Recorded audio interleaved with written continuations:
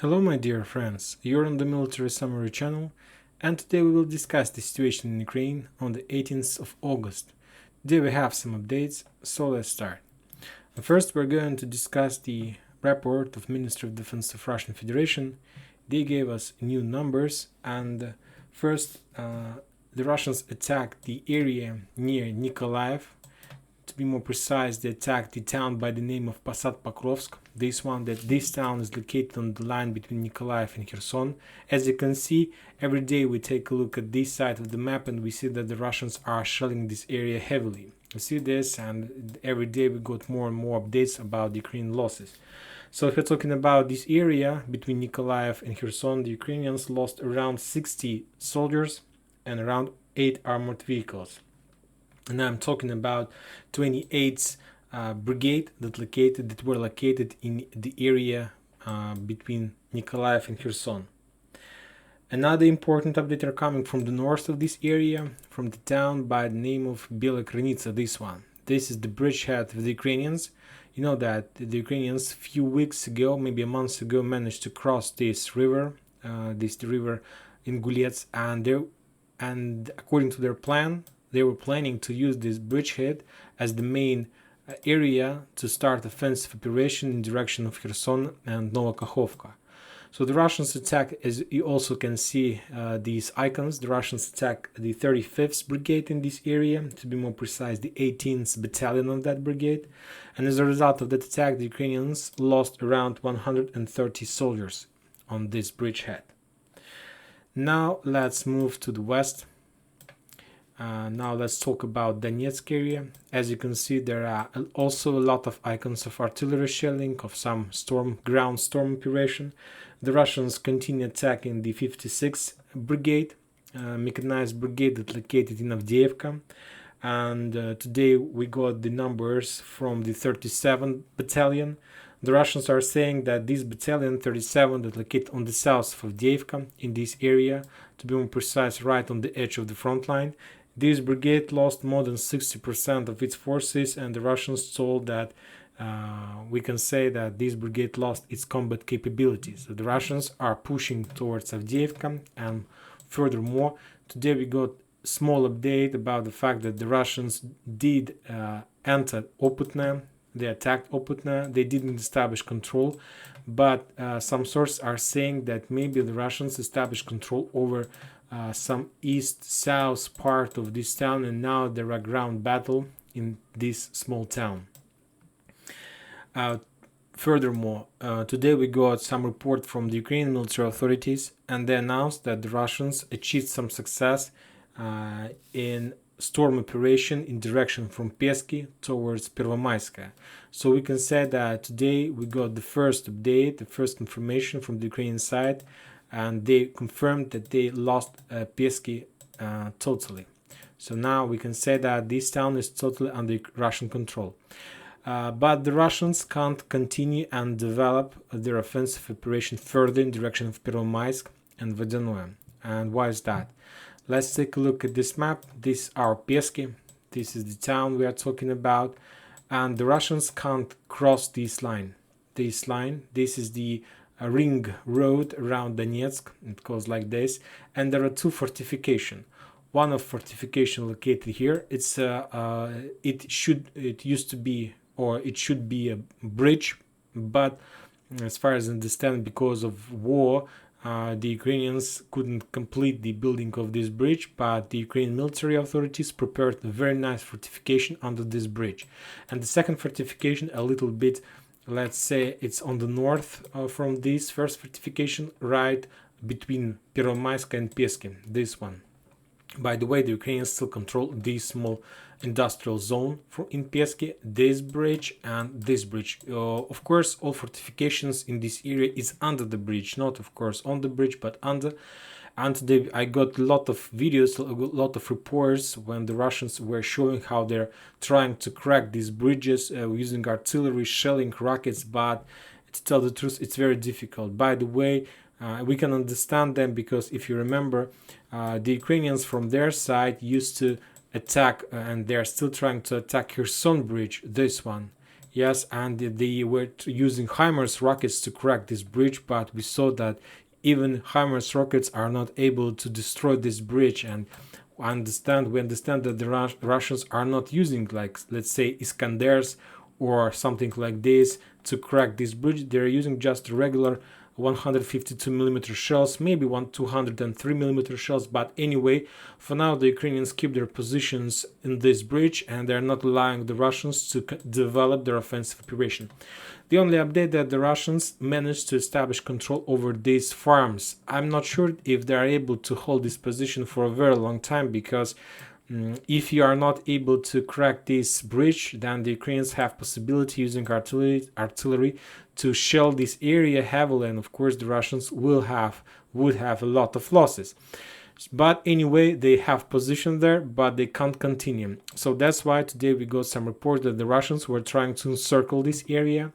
Now let's take a look at the West Sources map. You can see even some icon of like machine, like AK-47, and this icon shows very nicely where the Russians were trying to attack. So the Russians can't attack from Peski towards Peromaisk in this direction because of this fortification.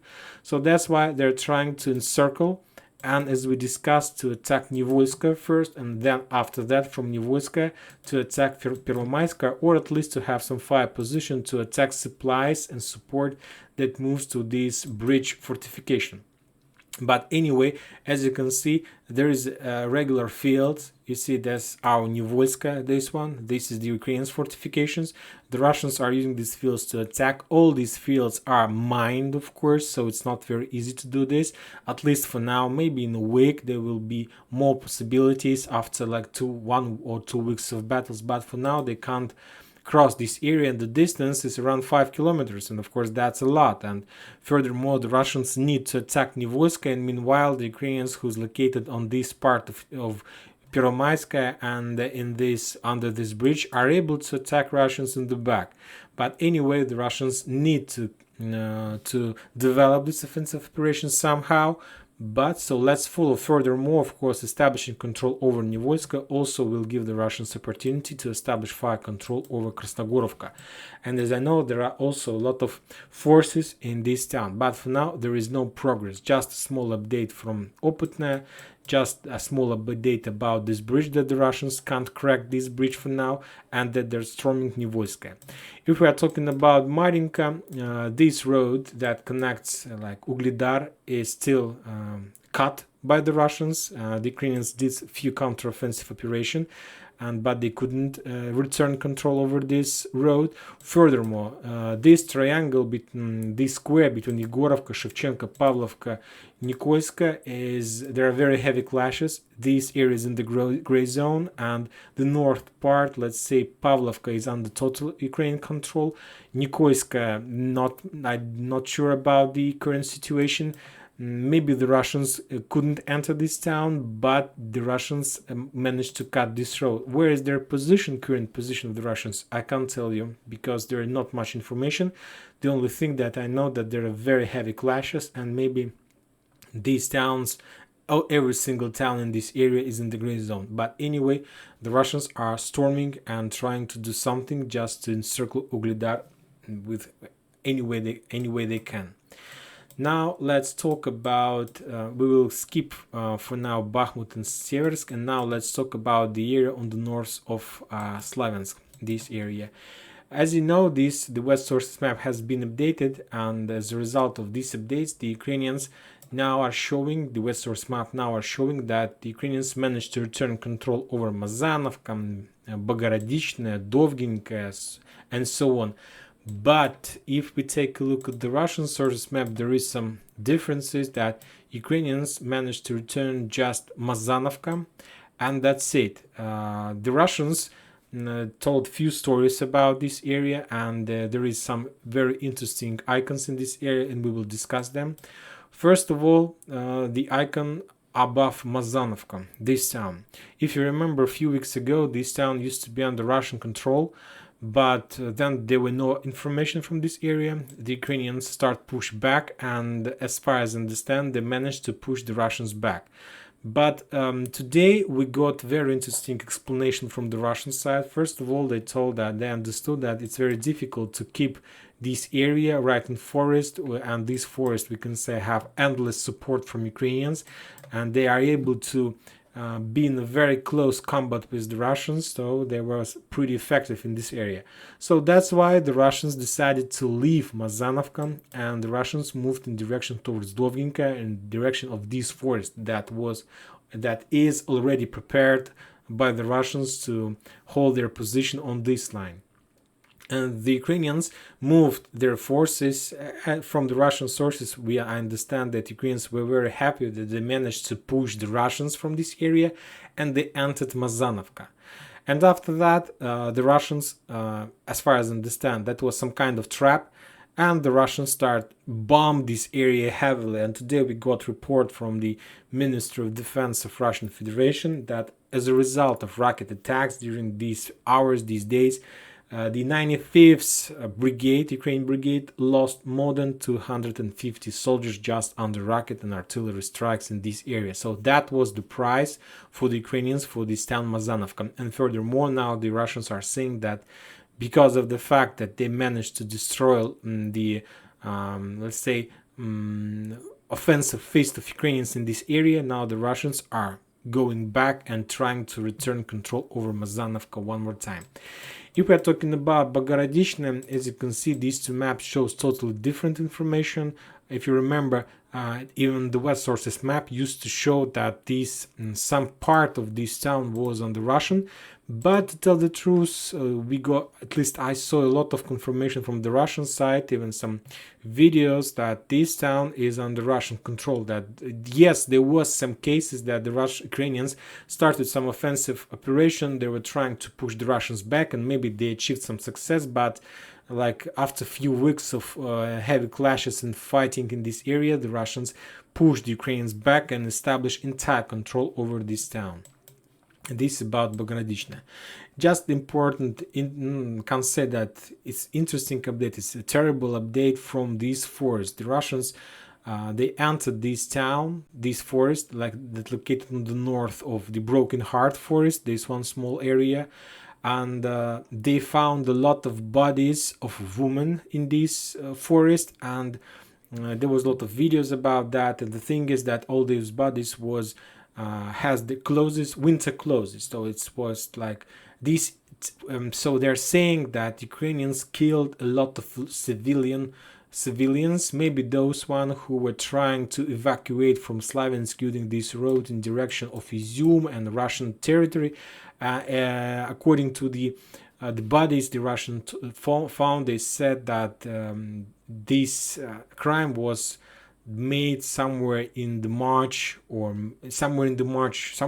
end or the beginning of the March, and they're saying that crime happened during the period of time when this entire territory was under Ukrainian control. So it's just like an update about this area. Another important update are coming from Kharkiv. I suppose that you saw like a video from Ukrainian sources, from the West sources. The Russians attack another building, according to the Ukrainian sources, civilian building. But today the Russians reported that as a result of that attack, they managed to kill up to 90 soldiers from foreign legions or foreign volunteers. So that's the situation according to the Russian sources that happened in Kharkiv during the previous hours. There is no updates from the area between Udy and Zolochiv, but some Russian sources are saying that locals from Zolochiv are saying that they can hear machine battle, let's say close combat somewhere around Zolochiv. As you remember, I told you that the Russian Minister of Defense told that they took town by the name of Udy and this small town Adnorobovka on the border, these two towns. And today there is very heavy clashes on the north from Zolochiv. This area is under protection of 103rd routine territorial defense of Ukrainian defense. This brigade had a lot of losses during these battles. As you can see, the Ukrainians were trying to move some foreign legion to the north, trying to stop the Russians' breakthrough. But for now, there is no updates. And the Russian sources that provided this information are saying that maybe this operation is under very big secret, or maybe because of the fact that for now there is no understanding who is winning. Maybe the Ukrainians managed to stop the Russians as they managed to stop the Russians near Avdiivka, at least for a little bit, to freeze them. And by moving more reinforcement, also the Ukrainians moved some reinforcement towards Kharkiv and to the north. So maybe that's why they stopped, and for now nobody wants to give any updates, because if anybody says something like taking this or that this town, and after that if they're losing this town, it's not a very good media victory for both parties. If we're talking about the area between Seversk and Bakhmut, the heaviest clashes and the most important area is town by the name Karajima, this one. The Russians are pushing. Some sources are saying that the Russians managed to establish control over the east part of this town, but for now they can't continue, they can't crack this nut, because the Ukrainians moved a lot of reinforcements to the front line trying to stop the Russians. And I suppose that the Russians did some progress during the previous weeks. If you remember, during the previous weeks the Russians took control over the town Pokrovskaya, over Knauf plant, over some part of Bakhmutsk. As you can see, they entered Bakhmut from the east side. They took Vershina, Semigorye, Travnevo, Gladasovo on this front line. They established control over Berestova, Nagorno. So they had some success. Not very much, of course. It's just the villages, and to be more precise, it's already ruined villages. Furthermore, the Russians managed to took control over Peski, to establish control more than half of Marinka. To, as you can see, according to this gray line, the Russians are saying that they also managed to cut the road that connects and support Ugledar. But anyway, the Russians stopped. Maybe because of the fact that, if you remember, a few weeks ago I told you that if the Ukrainians are able to keep their position for more than 2 weeks of active Russian pressure, that means that they will be able to hold a little bit more, because it's time for rotation. And I suppose that the Russians are planning or doing right now some kind of rotation, because it's already 3 weeks past since the previous rotation, and maybe forces in Peski are going to fight for another week, maybe by the end of this week, and I'm not sure that there are going to be any progress by the end of this week because of rotation. But starting the next week, the fresh forces are going to come, and maybe the Russians are planning to start their offensive operation one more time. Another important update are coming from Lvov, this town located on the west part of Ukraine. As you know, today there was a very interesting meeting between Zelensky and Erdogan and the head of United Nations. There was a very interesting meeting. They were talking about everything, and for this meeting the Russians published this photo trying to explain what kind of disaster might be if the Ukrainians deal critical damage to the Zaporozhye power plant. By this map, they're trying to show the nuclear poisoning, the direction of this poisoning, and as you can see, according to the Russian sources, the west part of Ukraine will be totally polluted and poisoned, the north and central part of Romania, Moldavia entirely, and we can say the southeast part of Poland, and even some part in Germany on the north and the south from Berlin. This entire area will be polluted if the Ukrainians do critical damage to the nuclear power plant. So this was the thing that they were trying to say, but some sources from the West countries and then from the Russian sources as well are saying that it's not very easy. It's not very easy to crack the nuclear power plant. The only way how the Ukrainians can crack this plant is by attacking the warehouse of the ex-nuclear stuff, of this depot of nuclear things, and if they're able to destroy the system of freezing the nuclear power station. So this is the only way, and the Ukrainians, by the way, are doing these things. And furthermore, today we got update that the Ukrainians, that not just Ukrainians, that some very powerful authorities, political authorities in the United States of America, wrote a letter to Biden asking him to provide the Ukrainians the long-distance rockets that are able to attack in 300 kilometers distance. And before I started recording this video, right before, we got another update from Crimea, from Kerch, from the area between this bridge. As you know, the Ukrainians promised that they will attack this bridge, that it's already night, and we got the video updates that some drones were, maybe rockets, who knows, they were flying above this bridge, and the Russians cut and shut down something in this area. There was a lot of explosions and so on. So I suppose that anyway the Ukrainians are going to attack this bridge. We just need time, and if United States of America provides the Ukrainians these rockets that are able to attack in the distance of 300 kilometers, it's more than 300. By the way, there was more updates, a lot of updates from the Russian side, that if the Ukrainians are planning to attack this bridge, they will use some kind of tactic of trade ship. They will they told that the plan was, or maybe is, to cross this river, to cross this area, and to send some trade ship in direction of Georgia, and meanwhile passing this area. From this area they will try to attack this bridge. How are they playing? It's maybe some kind of speculation, I don't know, but anyway, the Russians has already discussed such kind of plan, how the Ukrainians are able to attack this bridge. And that's it for today. Military Summary channel reminds you that we condemn any violence in Ukraine. Thank you for watching. Subscribe to my channel, put your likes, join my Patreon, and have a good day. Thank you. Bye bye.